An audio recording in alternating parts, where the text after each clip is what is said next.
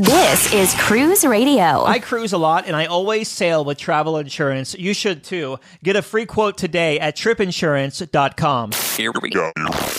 Broadcasting from the tripinsurance.com studios in Jacksonville, Florida. This is Cruise Radio. Hey, how's it going? My name is Doug Parker. Thank you so much for checking out this episode of Cruise Radio. Very happy to have you here, my friend. A review of Celebrity Equinox this week. And Dan Skilken, president of tripinsurance.com, stops by to answer a lot of your listener questions regarding the current travel situation out there. So we'll jump right to him now. Hey, Dan.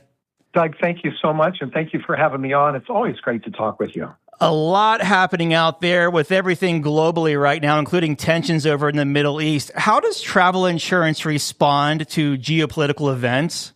Well, Doug, some risks are covered, like terrorist attacks or the complete and total closure of an airport or airspace that recently happened over the Caribbean with what happened down in Venezuela. Those sorts of things are typically covered. But acts of war are specifically excluded from all insurance policies. If you check your homeowner's plan, you're going to likely see an exclusion there too for an act of war. And so if a war breaks out and, for instance, you've got a cruise in the Red Sea or you're going to one of the Far East countries, you're going to have a problem. And this is a good reason to get cancel for any reason coverage. I'm not trying to split hairs here, and I may have misunderstood you, but you mentioned that war wasn't typically covered, but you just said you could leave early if a war breaks out. So where is the line? Well, in the case of if you have a cancel for any reason policy, as long as you cancel, they all require you to cancel at least 2 days prior to departure. Mm-hmm. You can't cancel on the day of departure. Gotcha. But if you cancel with a cancel for any reason plan, they'll pay you. It doesn't matter whether there's a war broke out or not, because you can cancel for absolutely any reason. Okay. I changed my mind. I had a hangnail. I woke up with a headache this morning. It doesn't matter what the reason is. You just cancel your trip and your flights. You get your proof of cancellation. You turn it into the insurance company with proof of what your loss is, and they pay 75% of your loss. That's just the way the policies are built. So there you're going to be covered. But if you were trying to look to cancel for a covered reason, they don't cover an act of war. Okay, let's say a cruise passenger misses their flight. They get to the port. The ship is already gone. What coverage must their policy have to be covered in an instance like that? Well, most of them have travel delay coverage. And what you're looking for in the plan is common carrier delays, because the cruise ship is considered a common carrier, and so is the airplane or the flights. So if there's a common carrier delay that causes you to miss your connection with the cruise ship, they pay the extra cost to get you to the next port. They pay you for the loss of the night or 2 nights of the cruise that you miss while they're getting you to the port. And so you'd be covered in that regard. So that's what you're looking for, is that misconnection benefit that will get you to the cruise ship. And many of them just specifically call out missing a cruise and getting you to the next cruise port. Speaking of missing flights, I know a lot of cruisers did over the recent TSA delays at numerous airports around the country. If you did miss your flight, which caused you to miss your cruise because of a TSA delay, would you be covered? Not for TSA processing. Mm-hmm. You're only covered for a common carrier delay on any travel insurance plan. So airlines, trains, non-commuter buses, even chartered flights, if those are late and you miss a connection because of those, you're covered. But delays in a TSA line are not included in any plan in the industry. Okay. I understand the fastest way, when this has been happening, the fastest way to get around a lot of those lines was to get a Clear membership and sign up for Clear. It's pricey, but you miss having to stand in the line for TSA to check your ID, because when you go to Clear, they check you with biometrics. Mm-hmm. And so you go straight through the Clear line into the to X-ray, and a lot of people had missed a lot of those delays there. But you would have really had a world of hurt. And we had a bunch of clients call us while they were in the line and say, "If I missed my flight, am I okay?" And we're like, no. that's not a covered reason, missing your flight because of TSA, and it was a real dare. So some people had called us in advance, and we suggested they go to the airport early. But then again, that was controversial because people were showing up 5 hours early for a flight at 2 p.m. So, it's just, this was a real tough one. The TSA delays were a real problem for everybody traveling. Here's a question we received overnight regarding Carnival Spirit delayed in Mobile, Alabama for maintenance, missing a port in Colombia. If that happens, do you have any recourse, or does travel insurance really not step in because Carnival's giving you an onboard credit? Well, a lot of times the cruise company may compensate you for missed benefit on a cruise, and if they do, then you're essentially covered. Place where the travel insurance is really important is if you have prepaid shore excursions that you haven't necessarily purchased through the cruise ship company, and you're going to lose money on those prepaid shore excursions. That's covered by travel insurance if they miss the port. So, but the lost value of the port itself, like if they just miss the port entirely and spend the whole time out in the open water, that's generally not covered. You'd have to collect that from the cruise line directly. All right, Dan Skilken, president of tripinsurance.com. Dan, if someone has a question or is curious about a policy they may have, how can they get a hold of you? Doug, send us an email at support@tripinsurance.com. We are always available to answer your questions. Even if you haven't bought travel insurance from us, we help everybody. That's why we're here. And if you do phone in, a lot of people get lucky. They get me on the line because when my staff is busy, we all do customer service. So don't be surprised if I pick up and say hello. All right. All hands on deck. Dan Skilken, as always, good talking to you, my friend. Thanks, Doug. Have a tip or a lead on a news story? Let us know. Email tips@cruiseradio.net. A big question we get at Cruise Radio is, how do I know if I need trip insurance? Simple answer. If you're getting on a plane, taking a road trip, or getting on a cruise ship, you need to have travel insurance.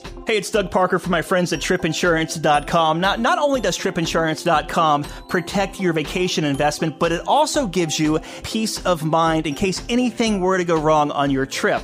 How do they do it? They offer 3 different types of trip insurance policies. Good, better, and best. One policy for every vacation budget. But it doesn't just stop there. They're up to 40% lower when you shop around on other comparison sites. Plus, tripinsurance.com offers 24-hour customer support before, during, and after your trip, online claims assistance, and travel alerts to let you know what's going on at your destination. But find out for yourself. Check out tripinsurance.com. Haley took a 9-night cruise on Celebrity Equinox. It went all over the map. It started in Barcelona and went all over the western coast there of Spain, Portugal, and such. So first off, welcome to the show, Haley. Hi, Doug. How are you? Good. Good to have you back again, and excited to hear about this trip. It sounds like a killer itinerary. So before we get there, we'll take a step back. Give me some pre-cruise thoughts. Like, what made you want to... You think of someone sailing out of Barcelona, you think of going, through the Med, heading over towards Greece, towards Venice, France. What made you want to do this 9-nighter going the opposite direction? Yes. Okay. So I've got a little story because this is the whole reason why we booked this cruise. Okay. So my dog is actually from Portugal. He's from a area about a little over an hour outside Lisbon called Setúbal. Mm-hmm. And he's from a shelter there. And I foster for a rescue organization, and I'm actually on their board as well. And so he was our foster dog. 5 years ago, he came over, and we would rescue dogs from other areas. We've gotten dogs from China before, dogs from Portugal, from Spain. So he flew on a cargo plane over to us. And that was, my husband and I have always had the dream of being able to go there and see the shelter that he came from and meet. We've kept in contact with one of the shelter workers and get to meet who cared for him. So as one does who loves cruising, I'm always on the websites what could I do for the summer? What could I do? I'm a teacher, so I've got to plan around the breaks and all that. Yeah. And so I stumbled across this 9-night and saw it had an overnight in Lisbon. And I was like, oh my gosh, I can make that work. We'll have enough time with that overnight to be able to go to the shelter, check it out, see things over there, and then still be able to like go to Lisbon. And then seeing Morocco on an itinerary, I was like, when am I going to go to Morocco? So why not? So yeah, it worked out so perfectly. And this is your first time on Celebrity. So was it the itinerary that sold you then? Yeah, it was totally the itinerary, and that's what got us to finally try Celebrity, because we've wanted to try it, but just never got around to it. So this was it. Yeah. Okay. All right. So you make the flight over there to Barcelona. Any pre-cruise time before boarding the ship? Yeah, just a day. We stayed at like a Hilton that was like right by, like you could see a view of the ocean. And they were able to get us in a little early, and we were so tired. So when we got in, we just we got our room at, 10 a.m. or something, and we took a few hour nap, and then just kind of went and walked around a little bit. And then ended up just kind of having dinner at the hotel. And that was about it. We just wanted to like decompress the day before the cruise, because we knew it was going to be so like port intensive. Yeah. And we had done Barcelona once before. So we kind of got to do all those kind of touristy type things in Barcelona. And we did go to that Casa, I'm gonna like butcher the name, but like Batlio, I think is how it's called. But this, the architect there, that's really famous. Gaudi, I think is his name. But anyway, so yeah, we did that, and that was really cool. We did that at night. But yeah, it was pretty low key the day before. All right, so it's time to board Celebrity Equinox. How was the embarkation there in Barcelona? Because depending on what day of the week, there could be a lot of ships there. And how long did it take you from the curb to the ship? Yeah, so speaking of a lot of ships, on the way in, I felt like there was only like two ships, but then on the way out, I think I counted like 6. It was pretty crazy. So the way in, like I was thinking about this because I knew you'd ask this question. And I was like, I want to say it was like 10 minutes. Like I remember we pulled up, we dropped our luggage, I tipped the porter, and then it almost seemed like they weren't expecting a tip, which is, right? You're just kind of trained. You always got to tip the porter, right? And he ended up like guiding us to like a priority line. And I was like, oh, and we didn't have priority boarding or anything, but he like took us to like a priority like security line. So we just there was no line. We just went right through security. And then I think there was like just a couple people ahead of us, in the line to like get your ship card and, to do the check-in with the cruise line. So I really think it was like 10 minutes. It was so smooth. We walked on and we were like, oh my gosh, that was like the easiest, embarkation, like so quick. I didn't know if that was like an anomaly or is that how Celebrity worked, because it was our first time. But yeah, very, very expedited service there. Okay, so you normally sail Royal and Virgin as of late. So what were your first impressions of Celebrity Equinox? Yeah, okay. So one of the first things I did is like, we're walking around. This is going to sound so funny, but like I went to go use the bathroom, like just like the public restroom. And there were, instead of like paper towels, there were little rolled up hand towels, like reusable hand towels. And I was like, where am I at? Like it was very, like it definitely gave off like that luxurious vibe. Like even just the public restrooms were just like very pretty, smelled really good. There was always like an attendant in there. Like everything, like you could tell that it was an elevated experience, especially coming from like Royal and I kind of compared a lot of it to Royal. So there's that. And then just, like I did notice like the clientele as far as like how people were dressed. Like I had felt like I'd heard that before. I think of like Virgin where everybody just wears whatever they want. And, it's very like, there's no dress code really. Right. And same, I feel like with Carnival and Royal, like those mainstream lines, I did feel like on Celebrity, my first thought was like, oh, like people are just a little bit more like dressed up even during the day, like even on embarkation day. And I noticed that like throughout the week, like people just kind of like looked like guys were wearing like, khakis and polos during the day and very, you know what I mean? Like just a little bit different. And we're kind of like, especially my husband isn't really about the whole dressing up thing. So that was like, my first thought was like, oh, okay, are we going to like fit in, And it was an older clientele. We're like 30s, 40s. I did notice it was a bit of an older clientele, but maybe like, like 60s, 70s, but then still also people in their 30s and 40s, but definitely Not very many, I would say younger than 30 and like no kids. I mean, which it's a 9-night, European sailing. Like you're not going to get very many kids anyway. So those are just kind of like the things that popped in my head as I walked on board. You make your way to your stateroom. What kind of stateroom did you book for this 9-night cruise, and how was it throughout your sailing? Yeah, so we booked just like a regular balcony cabin. And I thought it was so like bigger balcony compared to anything I've ever had and a bigger bathroom compared to anything I've ever had. And it was just the standard balcony though. So that was really cool. And again, I don't know if it's like, is it the class of ship? Because I know like Celebrity Equinox, it's more of like a mid-size ship compared to like, some of the edge class ships that Celebrity has. Or if it was just Celebrity stuff is just a little bigger, But we really like enjoyed our room. Everything was, we had like the little couch in there. It seemed very well maintained, very clean. I would say one of the cleanest staterooms I've been in. Our stateroom attendant like greeted us like very quickly upon us coming to the room. So again, like even in the room felt like a little bit more of that like attention to detail and, that sort of thing. The ship is over a decade old. How modern did the stateroom feel? I don't feel like it felt like super modern, like not like the way Virgin feel, or how Virgin has more of that modern feel to it now that you've been on Virgin, right? Right. But I felt like it didn't feel old though. Like I've sailed on like the Norwegian Pride of America, where that ship, like you can feel the age of it in the rooms. It has like that dark, like wooden kind of feel to like the cabinets and things like that. Like it wasn't like that. It was still pretty modern, but not like super modern. That makes sense. Yeah, for sure.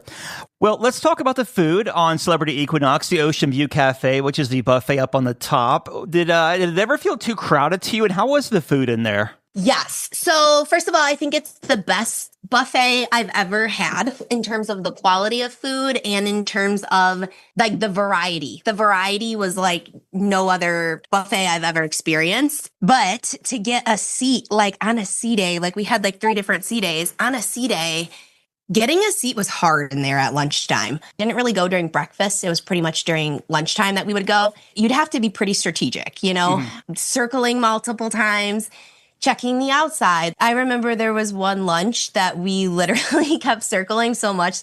I was like, let's just take our food back to our room. That ship just doesn't have, like, there's like a burger place, unless you're going to like Cafe Al Accio and you just want like some, like a sweet treat or something like that. There's really nothing during lunchtime that I guess you could have gone to the main dining room. We just didn't. But there's just not as many like eateries that you find on Royal Caribbean that sort of, breaks up the crowd a little bit. So it's like everyone going to the Ocean View Cafe for lunch and you could feel that, But the food though was excellent.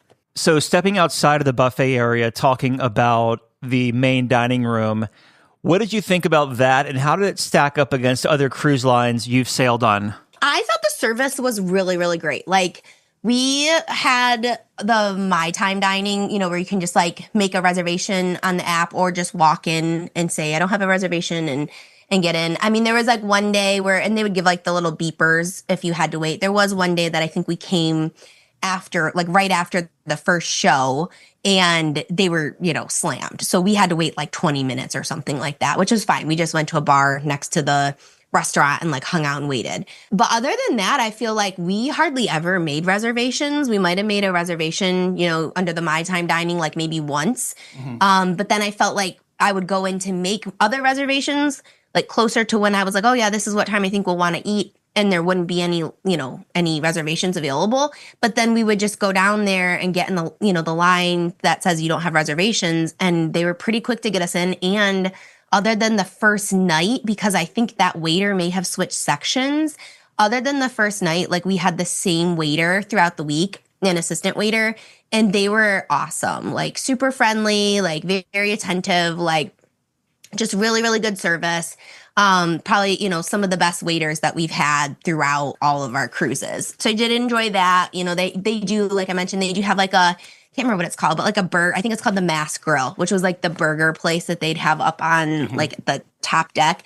And that, for being a burger place, was actually pretty good. We only like had a burger maybe like twice throughout the whole sailing, but But yeah, and then we did do specialty dining as well. Do you want me to chat about that a little bit? Yeah, for sure. We did La Petite Chef, which I'd heard about it, and I think somebody maybe who'd been on the podcast previously may have spoken about it. Maybe that's how I heard about it. But it's basically like an animated experience. So you go into the restaurant and there's 2 seatings per night. So everybody sits down gets seated at the same time for the seating, and the whole animation happens all at once on everybody's tables and plates. So everything is white so that, the pictures and video can like project on the screens. And I thought it was going to be more of like one of those things where if anybody's familiar with Wonderland on Royal Caribbean, like it's more of like an experience than it is about maybe the food and liking the food, or even like the test kitchen on Virgin, where it's like you're kind of going more for the experience and maybe not necessarily for like the taste of the food, because I think it's hit or miss with some people. But like La Petite Chef was like everything I ate was so good. Like I'm a foodie and I like to take pictures of my food, and it was like I was just like taking pictures of all the food. It was so good. And then on top of that, right, having the fun experience, and it's like, would I do it again? I don't know if I would do it again, just because I don't know that I need to see like the same little like show again, but it was really fun. And I would definitely recommend it for anybody who sails Virgin, or not Virgin, sorry, wrong cruise line, who sails Celebrity, to definitely try it at least once. I thought it was worth the extra money too. Any other restaurants? No, we didn't do anything else besides La Petite Chef. That was it. So let's talk about the entertainment on board. How did it stack up for the 9 nights? Yeah, so it was very basic, like typical cruise ship. Like, I think it's you who said you don't normally like going to the shows, right? Right. I felt like it kind of fell into that typical cruise ship entertainment. Like, there was like some violinists that they actually brought on board like last minute because there were I don't know if it was like illness or what happened, but something happened with multiple members of their like production cast. So like the shows that were supposed to go like the last like 3 nights of the cruise ended up, the production cast was like down. So I don't think they had enough members of the team to be able to perform the shows. So they ended up really improvising, and like another artist that was on board like did an additional show. And then they ended up flying in these like electric violinist duo that did like rock music. And that was pretty cool. They also had these brothers that were already on board for other things, but like who do like, the strength and like the acrobatic type stuff. And that was cool. But it was still like stuff that I'd kind of seen before, nothing really like stuck out. But they were entertaining for what they were. We did go to the shows like most nights. Sometimes we'd be like, oh, it's a magic show. Yeah, I've seen the magic show already. Like, we don't need it, But the live music on this ship, though, was really good. Like, there was a couple bands and duos that, my husband and I just like really liked, and we would just kind of go to different bars to like seek them out. And that's typically not my thing. And I don't know if it was just because like they're at night, like, yeah, it was either like the show or live music. There's really not it's not like on Royal where you have the aqua show, you have the ice show, you have, you know what I mean? You have such a variety. The variety was, much less, of course, but the music was good though. It was entertaining, and we never felt like it was lacking or anything, or we never got bored at night or anything like that. So it was good for what it was. With Celebrity, the casinos are all non-smoking, so I don't have to ask you about the smoke situation. Talking about the ports of call, though, on this 9-night cruise, did you have a lot of sea days? Yes, we actually had 3. Nice, okay. Surprisingly, yeah. Well, let's actually talk about crowds and congestion here then for the sea days. I will say the chair hogs were definitely out on this one. Like, I would try to go running in the morning, which that's a whole nother thing. Like, if anybody's a runner, this is not your ship. The jogging track was just, people are using it to walk from one side of the ship to the other. And you've got all those loungers up there. People are just kind of standing in it. Like, there's no running happening. So I would usually try to run and then be like, oh, okay, I'm just going to walk. So it was busy. I mean, I'd be out there at like 8 a.m., 8:30 on a sea day. And people were like, I mean, chairs were, towels on the chairs. And there are days where it's by 9:30, like just about everything's gone. We never went even by like the main pool when we did like lay outside and, go on loungers, because we do like to do that. Like we would have to go up to like the very top deck or in the solarium, which the solarium was really nice. And that was like the adults only area. And that one didn't fill up as soon as like the main pool deck did. So, you could still probably, if you got in around like 11:30 or something, find something there. And actually we ended up a few times going upstairs. There's like a part of the upper deck where you could see down into the solarium. So we would like sit up at the top for a while and then just kind of like keep our eyes looking down at the solarium. And when we would start to see people clearing out, my husband would like run down there and like get the seats. And then I would come once I saw that he was able to snag them. We kind of had to be a little creative because those sea days, everybody wanted to rest because it was a very port intensive sailing. Nice system there. So you leave Barcelona. What was your first port of call? And give us a highlight. Yeah, our first one was Lisbon, and we had an overnight there. So we got in at like 1 p.m. and then we didn't leave again until like 7 p.m. the next day. I think the highlight of that was being able to, go to the shelter. I had someone that I knew that lived in the area in Portugal. I can never pronounce the city she lives, so I won't even try. But she saw that I was going to be in Portugal, and she had messaged me and was like, hey, I have this tour guide that a friend of mine has used. Do you want to check him out and see maybe he can organize a tour for you? So we're like, okay. So I ended up, I think it was the first night of the sailing. We were like at the show, and I ended up having to step out because he was, texting me and trying to, figure stuff out. He ended up picking us up right from the terminal. He took us to Stubble, which is like an hour and 15-minute drive. We stopped at like a castle on the way. I don't even know where we were. He was just like, we're going to stop here. Like, we got to the shelter. He waited for us we were only there for about an hour, but he waited in his car while we went in and, did our thing and came back out. And then a lot of the restaurants, kind of similar to Spain, like close for that siesta time, in between like their lunch service and their dinner service.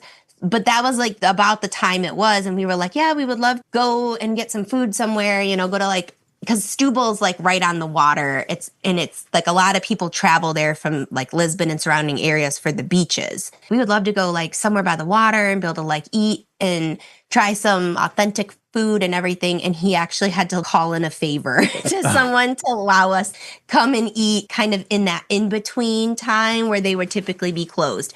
So that was really awesome. We got some great service at a restaurant that did that for us. And then he took us to like a lookout point, and then took us back to the ship. And we probably got back to the ship maybe like closer to 8 o'clock that night. So that was definitely cool. The next day in Lisbon, we did a tuk-tuk tour through the cruise line. And that was really fun. And that's something that we were told by, his name's Pedro, who our guide the day before had said that it was good that we booked it through the cruise line, because he said there's just like tuk-tuks everywhere in Lisbon and not everybody is honest. And some people like try to overcharge you and scam you and like all this stuff. Like it's a big, and yeah, when you would like walk out of the cruise terminal in Lisbon, because we kind of be back and forth for those 2 days, you would just get bombarded with people like trying to sell you a tuk-tuk. We're like, we already have a tuk-tuk tour. Like, leave us alone. But yeah, that was Lisbon.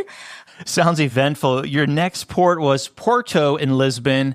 How was your day there? That was a really cool port. We did a food tour there that we booked, I think through like TripAdvisor or Viator or something like that, and got to like kind of start out at this really cool market that was still like very much a local market. All of our like tastings came with like wine, and you could just kind of like walk around the market with like this glass of wine, and then we would go back to the same place and they'd be like, okay, we're going to give you your next one to go with this. And it was a really cool experience. And then we ended up and they have Uber in Portugal, so that worked out nicely. And we ended up Ubering to a local, animal store, because we wanted to bring our dog home a toy from his homeland. So we were able to go and get him a dog toy, and then we headed back to the ship after that. Tell me all about Morocco. Tangier, Morocco. And we also had another food tour booked. We did pretty much all food tours. And that was actually funny because we ended up we all booked outside the cruise line, but our whole tour was people from the cruise ship. So that was kind of cool because then we were all like, okay, great. Well, I'll make sure we get back to the ship on time. And honestly, like that tour was one of the best tours I've ever done. It actually went a lot long, maybe not a lot, but it went about an hour and a half, I would say, longer than it was advertised. It still was fine because obviously like she knew, we had to get back to the ship and there was plenty of time. It was super walkable, our meeting and ending location from the cruise ship. Although I should have looked at the map before because when we got off the ship, I went to go like they take the cruise passengers on a bus to like the city center. Mm-hmm. So we were like, oh, okay, that's probably where this mosque is. That is our meeting location. Well, turns out we got to the city center and then started walking downhill and realized that the mosque that we were meeting at was actually like literally right outside the terminal. Oh, geez. So we had to backtrack a little bit, but it was fine because we gave ourselves extra time and we got to see, a little bit more of the area. But yeah, that was really cool, and got to just kind of like talk with other people from the cruise ship, see what their experience was like on the ship, and have some food. And we had a lot of really great food, had some really great coffee that we got to try, and just very like off the beaten path kind of stuff. The last tour was in Cadiz, Spain, and I did another food tour, and that one was the same thing, right? Where you're really getting to go to places that locals go to, when you're booking through, outside the cruise line, and in this case, it was like a local that just kind of, I don't know, is employed by like TripAdvisor, I guess, but it wasn't like a specific tour company per se. And it was, just a local woman and who took us around and showed us different places, and we got to sample lots of food. It was a little confusing at first. We had to call TripAdvisor because we were with there was like a couple other people in the tour, and we're all there. And that tour, as well, many of us were from the cruise, and like we couldn't find the tour guide. So the tour did start a little bit late, and we did have to, be like, okay, well, we still have to make sure we're back in time. At the end, we couldn't really do much else besides go back to the ship because we had like an hour, and I didn't want to cut it too close. But yeah, those were the ports, and just such a good time. I think the best sequence of ports I've done before. What surprised you the most about visiting the country of Morocco? Yeah, well, you and I were chatting a little bit before, we recorded, and yeah, like a lot of people speak French there. I didn't know that. I was surprising.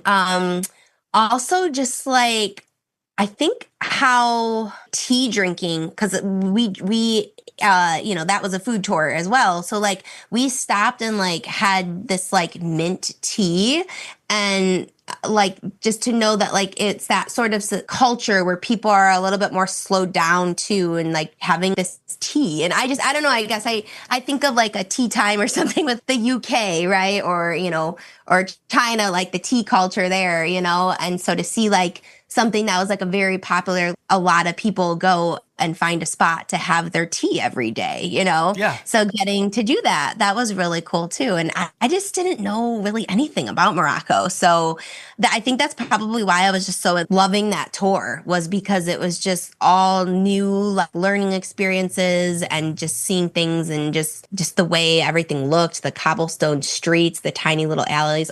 You make your way back to Barcelona. How was the debark? Debark was very smooth. I will say outside was busy, and you did have to wait a lot longer for an Uber. But one thing I noticed though was, I don't know, I feel like the port of Miami especially, and maybe that was just because that's like the last port before Barcelona I sailed out of. It's just like the embarkation, like everybody's screaming. Do you notice that? Like people are yelling at cars not to park there and yelling at this. It's just chaotic. But even though there was like a ton of people, everybody was just so organized. Like there was like a taxi line that was very organized. I just feel like everybody figured it out, and it was like quiet. No one was yelling. And at the same time though, just easy, with just a little bit more of wait time, which is expected, when so many people are getting off the ship at the same time. So that worked out. And because you're in the EU, like you don't need to clear customs or anything. So we didn't have to do that at all either. Even though I did question, because I was like, we did go to Morocco though, which is not part of the EU. So, but I don't know. We didn't have to do anything as far as customs when we came back through. I believe, and don't quote me, but you're still doing the immigration process, but Celebrity is clearing the list electronically through immigration, so you don't have to line up and get your passport stamped. But I am glad to hear Debark was efficient there. Yeah. Which I did notice that there's like 2 different areas where there's ships. Like, and the other time I sailed out of Barcelona was on Virgin, and I think we were on the other side. And so I don't know exactly how that works, but like when we were like driving away in our Uber, I saw a ship off in the distance, and I went, oh, that's probably where we were before when we sailed with Virgin, because nothing looked the same as how I remembered it the first time, you know? Yeah, the smaller ships dock over there at the World Cruise Center, and then the other ones use the big terminal there in Barcelona. Looking back on this cruise here, is there anything you wish you knew before going into sailing your first celebrity cruise? No, because I did do a lot of research, but I would like to share with anybody who is doing their first celebrity cruise, if they are status matching, I'll share just a little bit about what that looked like, because that would be a bummer if you didn't know you had access to these things, right? So yeah, being on Celebrity and sailing from Royal, because we're Diamond on Royal, we got to elite status on Celebrity. We got I think on Royal, they do like the 4 drinks a day for Diamond, you know, that you can spend on whatever, but on Celebrity, they do like what's called like an elite cocktail hour. So it's from 5 to 7 every day. And it's most bars and lounges. There's a couple bars that you couldn't go to, but most of them. And like, that was really nice. Like, I didn't know how I would like not having that freedom of just being able to like go get a drink use one of my Diamond drinks or whatever that I was used to from Royal. But it actually worked out nicely because we were usually just kind of hanging out around that time, or we were going to dinner, and there was like a bar, right? And I know this might fall into maybe a tip for someone who, falls into this category, but there would be like a bar right outside the dining rooms. If we did eat in between that 5 to 7, we would each just get up and go quickly to the bar and like get a glass of wine and then just like bring it back into the dining room. So because you can't use, you can't get your cocktail hour drinks or whatever in the dining room.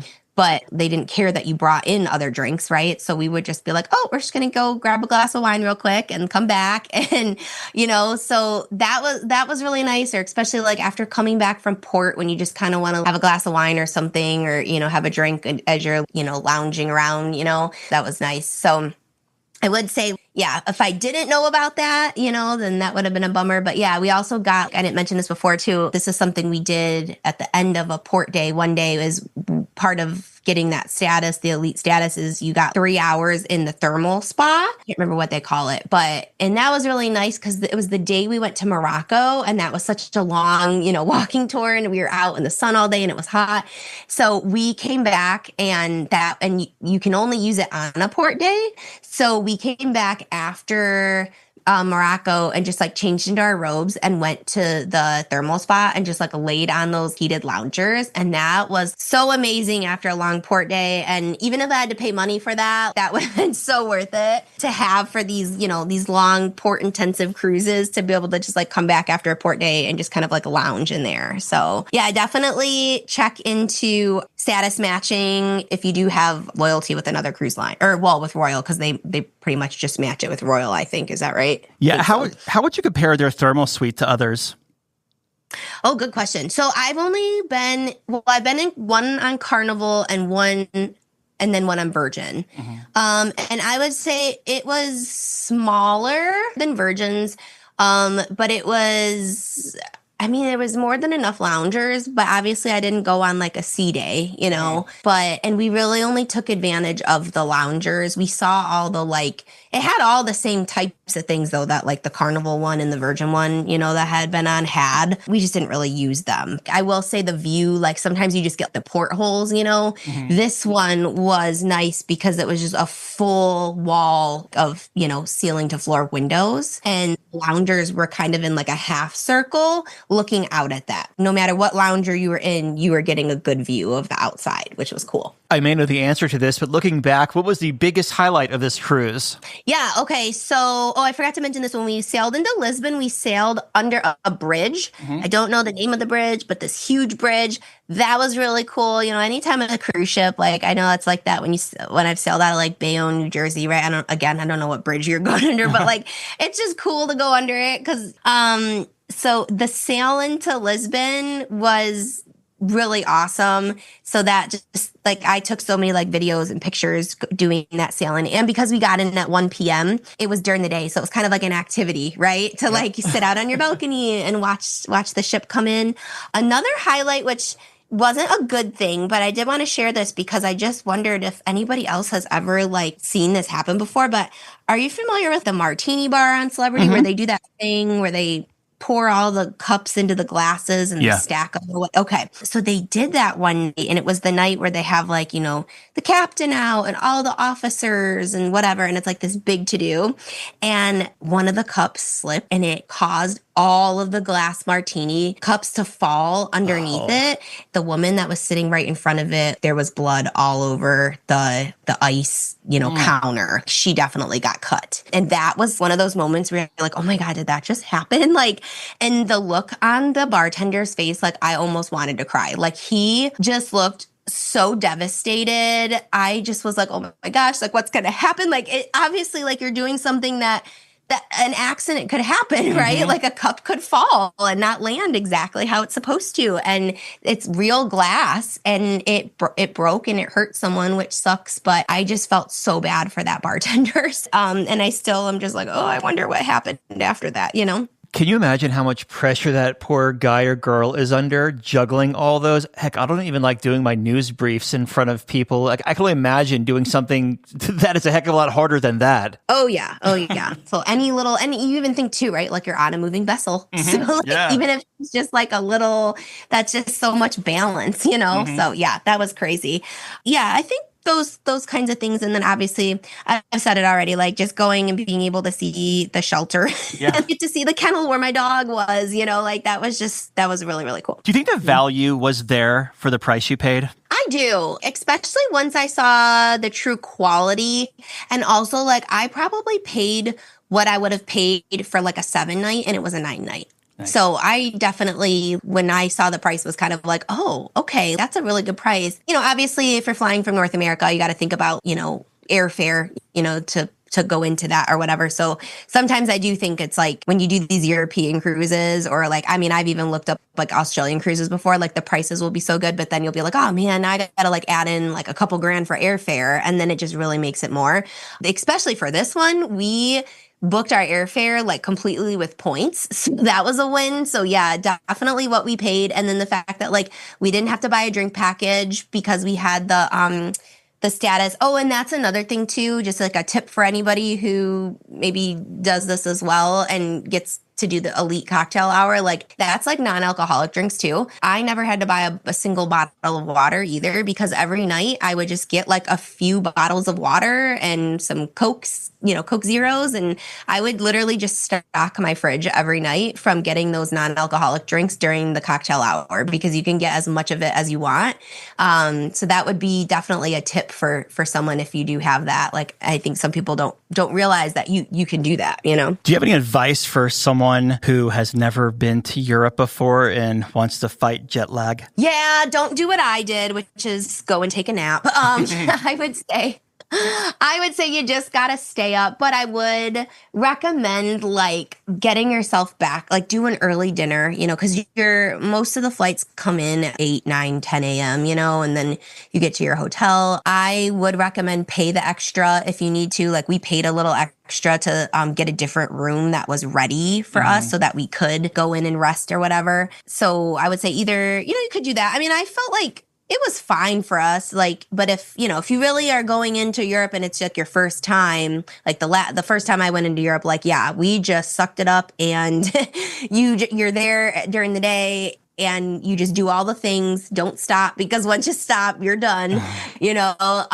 But then I would say like do an early dinner and go back to your room and get to bed just a little bit earlier, right? It's okay. Don't feel lame if you're in bed at, 8 o'clock. Get a little bit extra sleep, or at least get yourself in bed and ready to just kind of wind down or whatever. I'm sure you won't have too much trouble though, because it's just exhausting.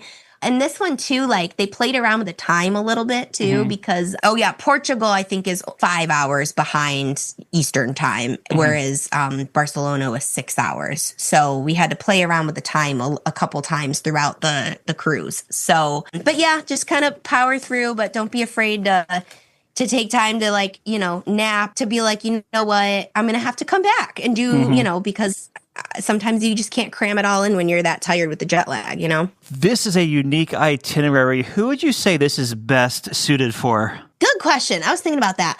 I think it's people who aren't going, you don't want the traditional cruise experience. You're going for the itinerary, right? Because if you wanted more of the sea day, because even on the sea days, a lot of it was like, I was by the pool a little bit, but a lot of it was, I didn't mention this. They had lectures on sea days, which were really cool. Like you could learn about, the history of the places you're going to. Like I'd say an itinerary like this, you want to really go explore and take advantage of things like the lectures that the cruise line is offering. And it's less about it having those traditional pool days and things like that. And you're on a bit of a smaller ship, so to speak, right, compared to some of the mega ships. So yeah, you're going more for the itinerary and less for the things that the ship has to offer, and just be willing to walk a lot, because a lot of these ports are so much walking and not very friendly. They're not ADA friendly, unfortunately. So yeah, there was one day where I fell under the weather for the evening of the end of the day of Lisbon, kind of going into when we did the tuk-tuk tour.